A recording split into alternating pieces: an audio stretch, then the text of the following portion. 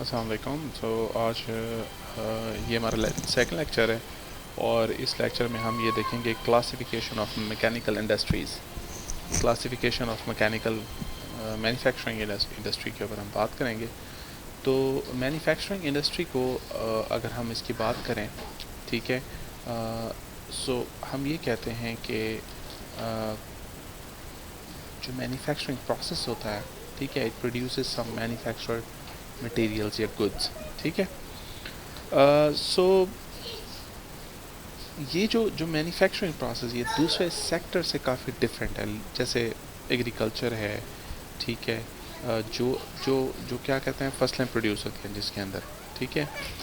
ठीक इसी तरह जो मैन्युफैक्चरिंग प्रोडक्ट या मैन्युफैक्चरिंग इंडस्ट्री है उसमें क्या होता है कि उसमें भी गुड्स प्रोड्यूस हो रही हैं, लेकिन वो गुड्स कैसे प्रोड्यूस हो रही हैं कि वो ट्रांसफॉर्म करता है मटेरियल्स को from one form to another valuable products, ठीक है। This is called manufacturing.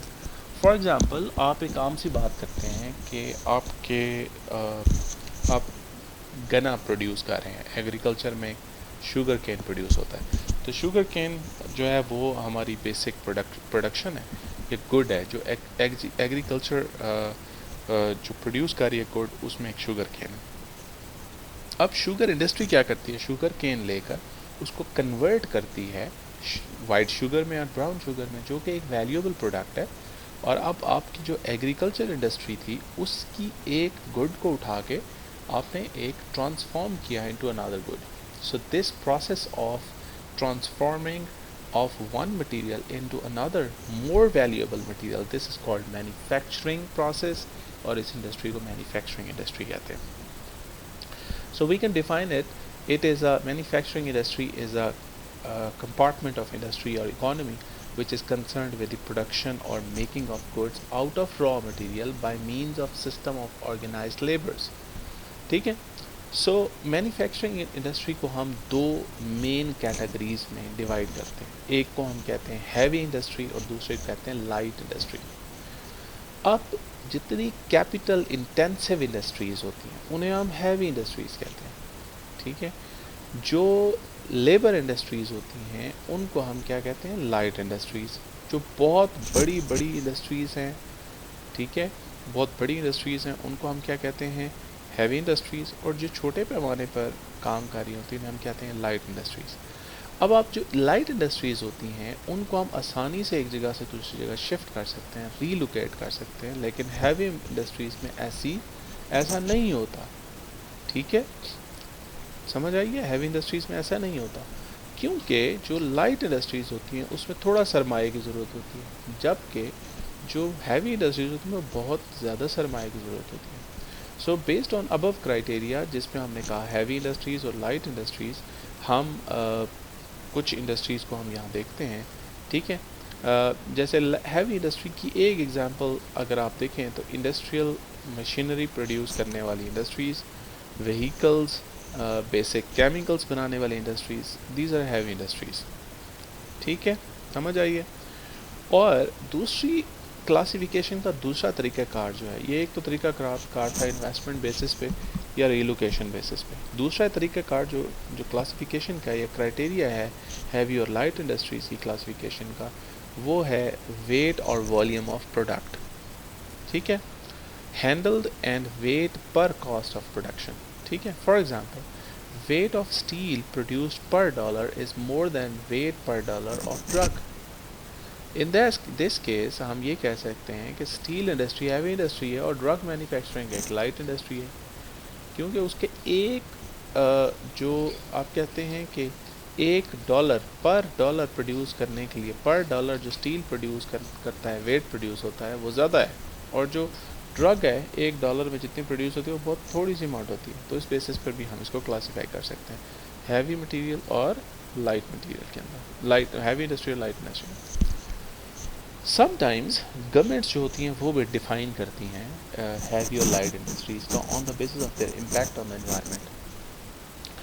सो बहुत सारे हैवी इंडस्ट्रीज़ के लिए पोल्यूशन टारगेट्स भी रखे जाते हैं, ठीक है। और जो इंडस्ट्रीज़ ज़्यादा पोल्यूशन क्रिएट करें उन्हें आप हैवी इंडस्ट्री कहते हैं, जो कम पोल्यूशन क्रिएट करें लाइट इंडस्ट्रीज़ कहते हैं।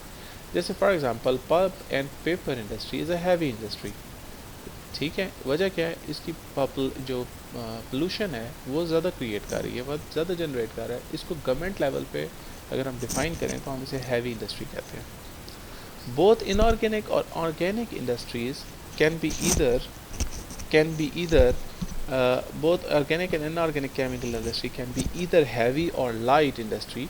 For example, pharmaceutical industry, जो basically आप ये कहते हैं कि organic is a light industry, ठीक है, organic is a light industry, ठीक है। और जो पेट्रोलियम रिफाइनिंग है वो भी ऑर्गेनिक है, but it is a heavy industry. Iron and steel is a organic, inorganic and heavy industry.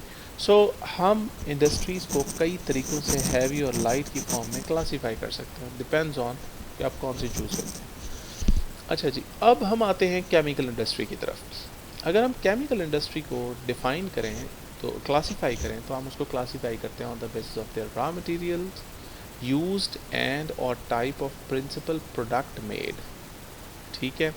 For example, industrial inorganic chemical industry, industrial organic chemical industry, ये दो मेन कैटेगरीज हैं chemical industries की।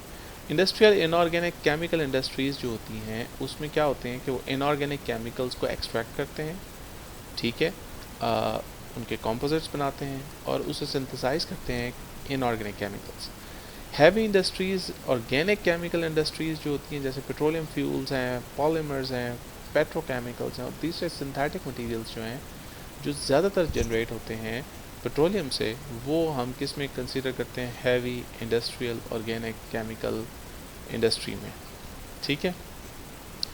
Light organic industries जो हैं, जो ऐसी industries हैं जिनमें जैसे फार्मास्यूटिकल्स हैं, डाइज हैं, pigments, paint, pesticide, soap, detergents etcetera, ये सारी किसकी हैं, लाइट ऑर्गेनिक इंडस्ट्रीज़ में हैं, ठीक है। अब हम इनको डालते हैं। ये तो था केमिकल इंडस्ट्रीज़ के बारे में। अब जो हमारा नेक्स्ट पार्ट है that is about the chemical processes. अब जब भी हम कोई केमिकल इंडस्ट्री में हम कोई चीज़ बना रहे हैं, कुछ भी कर रहे हैं, तो वो उसमें डिफरेंट प्रोसेसेस होंगे, केमिकल प्रोसेसेस इन्वॉल्व होंगे, तब रॉ मटेरियल कन्वर्ट होगा प्रोडक्ट में। तो जो इंडस्ट्रियल प्रोसेसेस हैं, ठीक है, उनको हम इस तरह डिज़ाइन करते हैं कि to get a desired product from variety of starting material using energy through a succession of treatment step integrated in a rational fashion, ठीक है। और ये जो स्टेप्स होते हैं, ट्रीटमेंट स्टेप्स होते हैं, जिसमें रॉ मटेरियल कन्वर्ट होता है फाइनल प्रोडक्ट में, वो बेसिकली फिज़िकल भी हो सकते हैं और वो केमिकल भी हो सकते हैं। जैसे फॉर एग्जांपल एक टिपिकल इंडस्ट्रियल प्रोसेस में क्या होता है कि आप एक इनपुट मटेरियल डालते हैं, एक मटेरियल डालते हैं जिसको हम स्टार्टिंग मटेरियल भी कहते हैं, उसकी आप प्रोसेसिंग करते हैं या ट्रांसफॉर्मेशन करते हैं या मैन्युफैक्चरिंग प्रोसेस करते हैं और एट द एंड आपको आउटपुट क्या मिलती है, प्रोडक्ट मिलती है। आपको आउटपुट प्रोडक्ट मिलेगी, यानी आउटपुट में क्या मिलेगी, एक प्रोडक्ट मिलेगी जिसे आप अपने बेनिफिट के लिए यूज़ करेंगे, ठीक है जी। अच्छा, अब एनर्जी जो इनपुट और output chemical process is an input to और आउटपुट इन केमिकल प्रोसेसेस। ये एनर्जी यानी आपको यूज़ भी होती है और उससे प्रोड्यूस भी की जा सकती है, ठीक है जी। सो लेआउट केमिकल प्रोसेसेस की अगर हम बात करें या केमिकल प्रोसेसेस के लेआउट की बात करें तो हम कहते हैं रॉ मटेरियल को प्री ट्रीट करते हैं।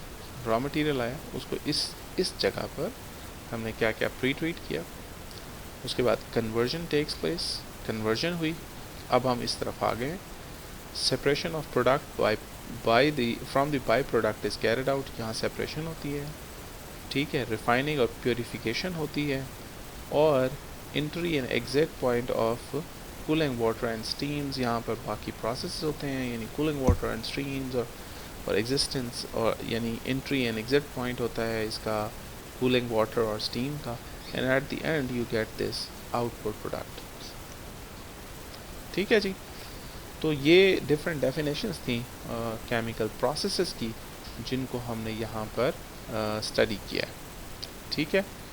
अच्छा, अब इसके अंदर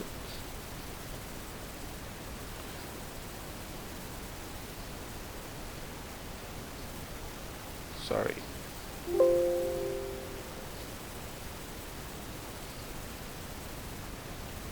ठीक है, तो हमारे पास ये आज का